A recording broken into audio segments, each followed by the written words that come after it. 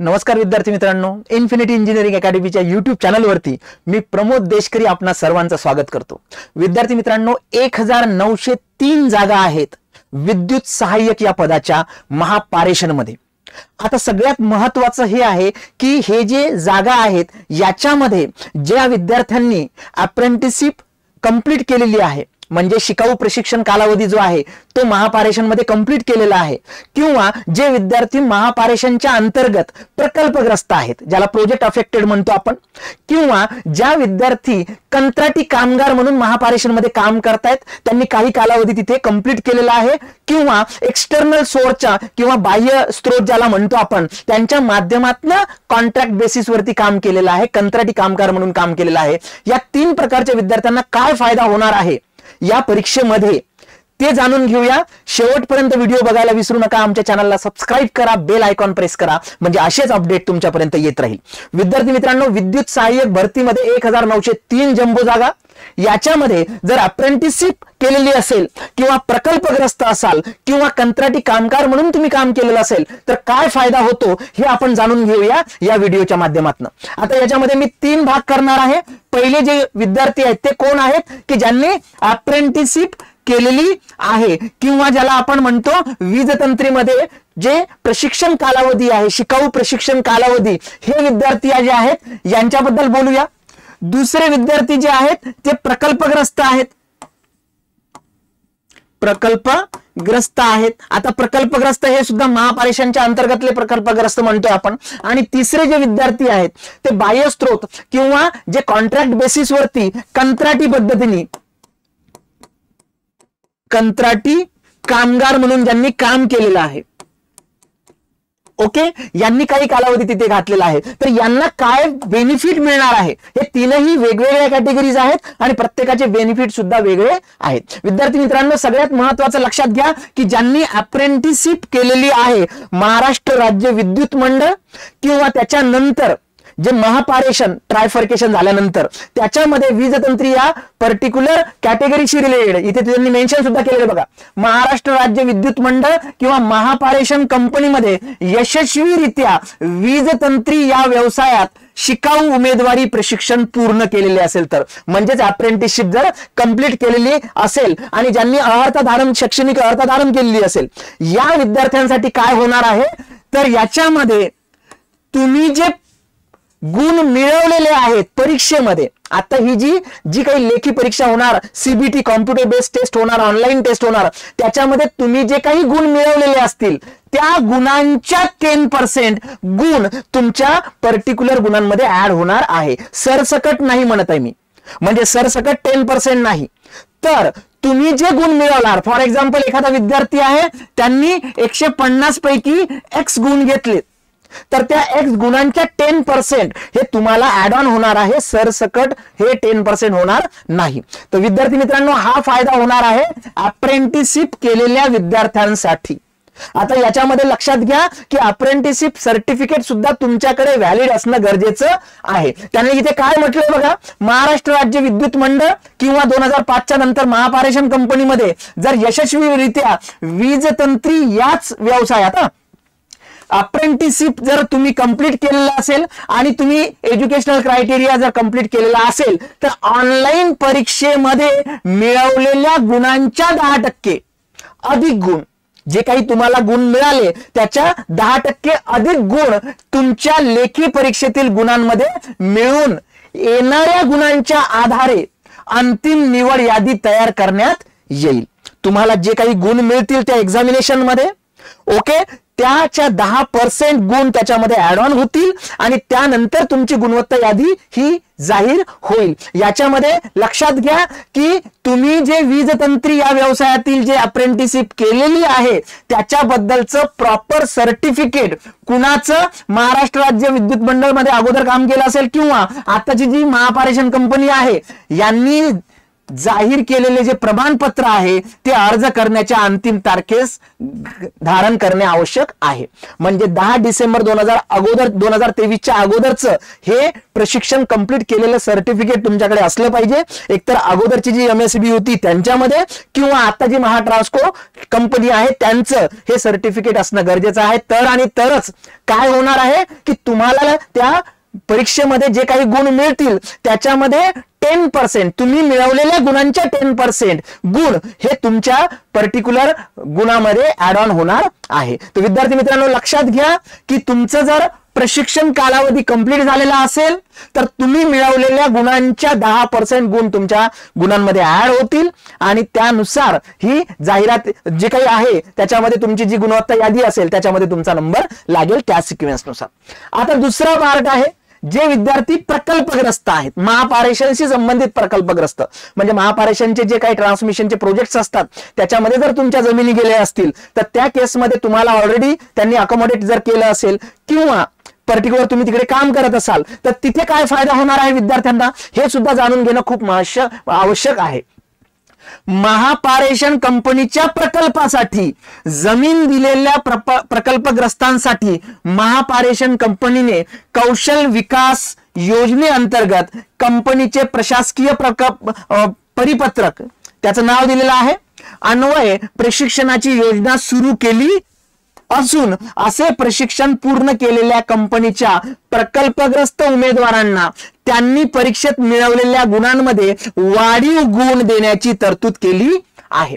लक्षात घ्या हे जे प्रकल्पग्रस्त आहेत हे प्रकल्पग्रस्त कुठलेही प्रकल्पग्रस्त नाहीत तर महापारेषणच्या प्रकल्पासाठी ज्यांच्या जागा गेलेल्या आहेत आणि ज्यांनी त्याच्यामध्ये जी प्रकल्पग्रस्तांसाठी म्हणजे त्या पर्टिक्युलर प्रकल्पग्रस्तांसाठी जी त्यांनी एक योजना सुरू केली होती त्या योजनेअंतर्गतच विद्यार्थी याच्यामध्ये कन्सिडर होतील आणि त्यांनी ते प्रशिक्षण जे कौशल्य योजना होती त्यांची ते प्रशिक्षण कंप्लीट करणं गरजेचं होतं. आता याच्यामध्ये सगळ्यात महत्त्वाचं लक्षात घ्या की याच्यामध्ये काय आहे की याच्यामध्ये 150 गुण जे ऍक्च्युअल तुमची एक्झामिनेशन आहे त्या गुणांचं कन्वर्जन कशामध्ये होणार आहे 100 गुणांमध्ये होणार आहे आणि या 100 गुणांमध्ये मॅक्सिमम जास्तीत जास्त 25 गुण हे प्रकल्पाच्या तुमच्या लेवलनुसार तुमच्या प्रशिक्षण कालावधीनुसार हे जे आहे हे जास्तीत जास्त 25 गुण हे ऍड ऑन होणार आहे तुमच्या कन्व्हर्टेड गुणांमध्ये.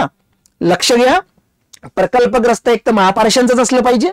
दुसरी गोष्ट ज्यांनी त्याच्यामधला कौशल्य योजनेअंतर्गत जो शिकाऊ प्रोग्राम होता तो कंप्लीट केला असला पाहिजे.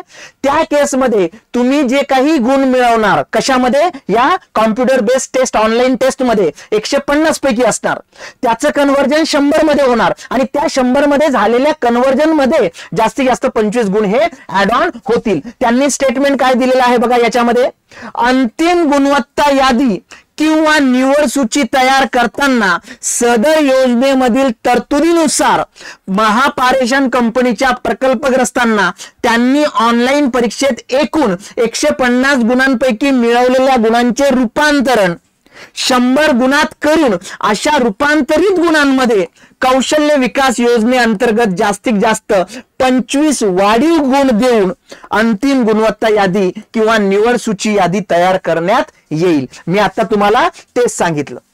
येते लक्षात की प्रकल्पग्रस्त आहात कौशल्य योजनेअंतर्गत तुम्ही तो कोर्स कंप्लीट केलेला आहे तुम्हाला 150 पैकी जे काही गुण मिळतील त्याला कन्वर्ट कराल 100 मध्ये आणि 100 मध्ये जे काही गुण तुम्हाला कन्वर्टेड आलेले आहे रूपांतरण झाल्यानंतर त्याच्यामध्ये हे ऍड ऑन होणार आहे. म्हणजे मॅक्सिमम चान्सेस आहेत की ज्या विद्यार्थ्यांच्या जमिनी गेलेल्या आहेत महापारेषणमध्ये त्यांना 25 गुणांचा इथे सरसकट फायदा होणार आहे.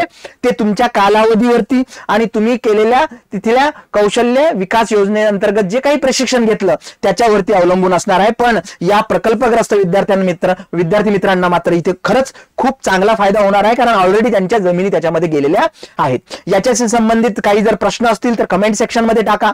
आमचे IVR नंबर जे आहेत ते मी शेवटी देणारच आहे तुम्हाला त्याच्यावरती कॉल करा. ओके पण आता इथे याच्यामध्ये अजून एक मेन्शन केलेलं आहे की मग मेरिट लिस्ट मध्ये जे काही तुमचं नाव आहे ते जे यादीमधलं जे नाव आहे ते सेवा ज्येष्ठतेनुसार जी सेवा ज्येष्ठता आहे किंवा ज्याला सिनियरिटी म्हणतो आपण ती मात्र तुम्हाला जे गुण मिळणार आहे त्या पर्टिक्युलर टेस्टमध्ये त्याच्यानुसार असणार आहे. यांनी काय शब्द वापरलाय ते लक्षात घ्या. इथे त्यांनी काय म्हटलंय बघा, तथापि त्यांची निवड होऊन ते कंपनीत रुजू झाल्यानंतर त्या पदाची सेवा ज्येष्ठता बनविताना प्रकल्पग्रस्तांसह सर्व उमेदवारांनी केवळ लेखी परीक्षेत प्राप्त केलेल्या गुणांच्या आधारे त्यांची सेवा ज्येष्ठता निश्चित करण्यात येईल.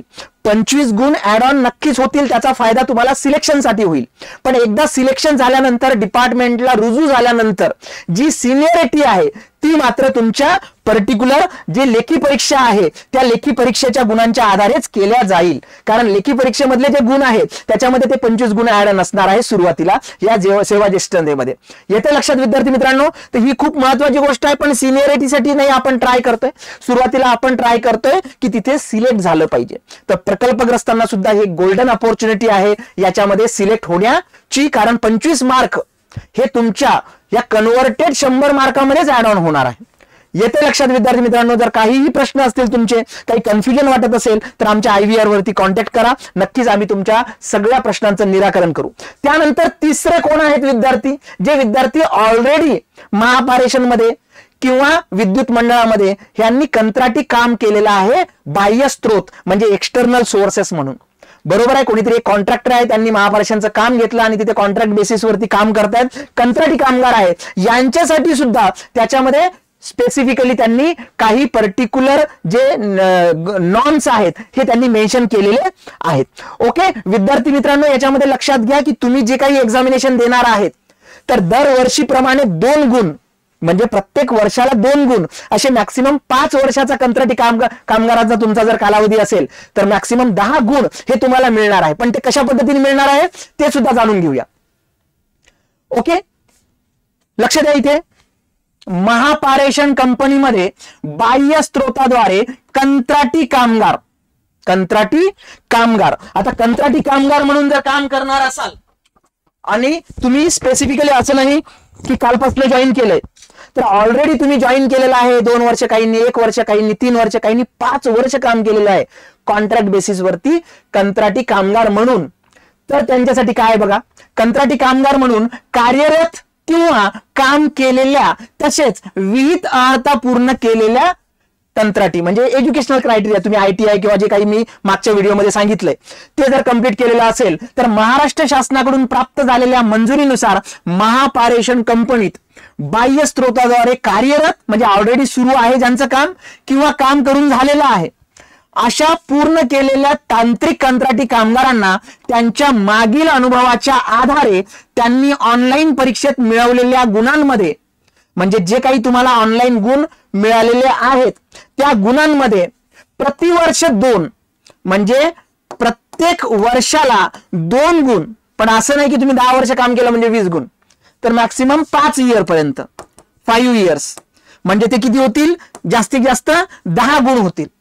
बरोबर आहे. तर प्रतिवर्ष 2 गुण याप्रमाणे 5 वर्षांकरिता कमाल 10 अतिरिक्त गुण देण्यात येतील व अशा प्रकारे ऑनलाईन परीक्षेत 150 पैकी मिळवलेले गुण अतिरिक्त गुण याचे रूपांतरण 100 गुणात करून निवड सूचित गुणवत्तेनुसार समावेश करण्यात येईल.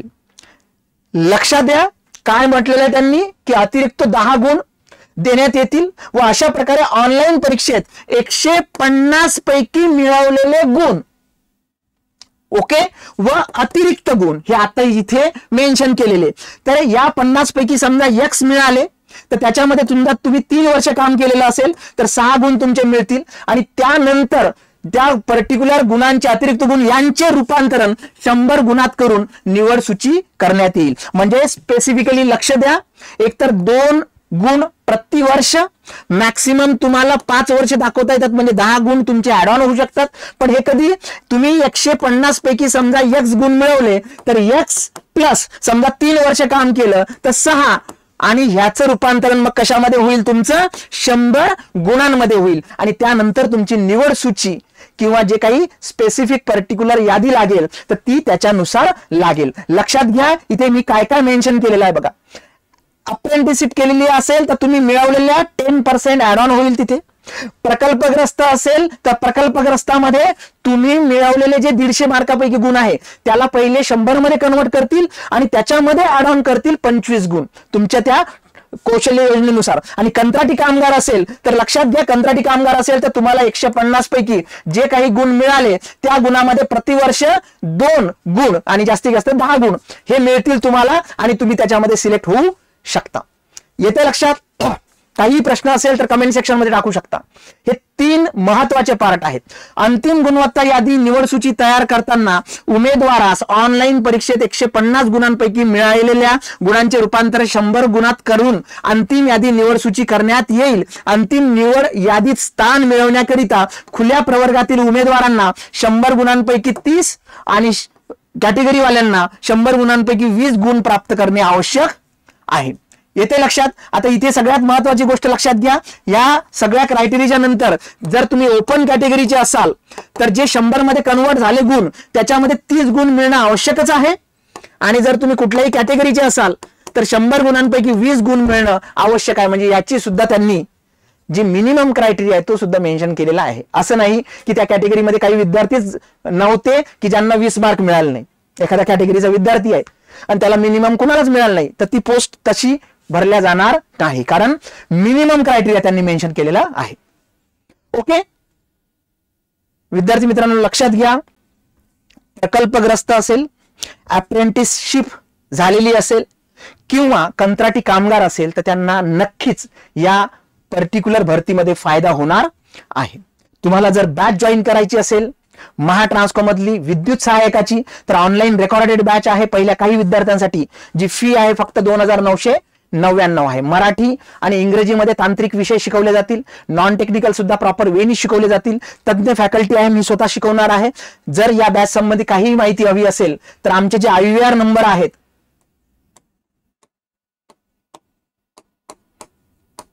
7887811411 किंवा